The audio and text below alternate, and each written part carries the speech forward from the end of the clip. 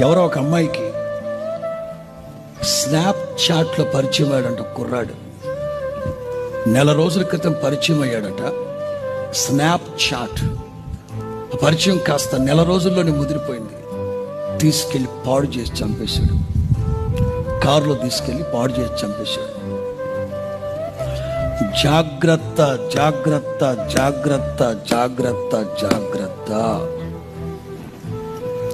లోకము మనకు కావలసినన్ని ప్రొడ్యూస్ చేస్తూ ఉంటుంది. అవసరం ఉన్నా లేకపోయినా ఇది ఫ్రీ, అది ఫ్రీ, అది ఫ్రీ, ఇది ఫ్రీ. ఎందుకు?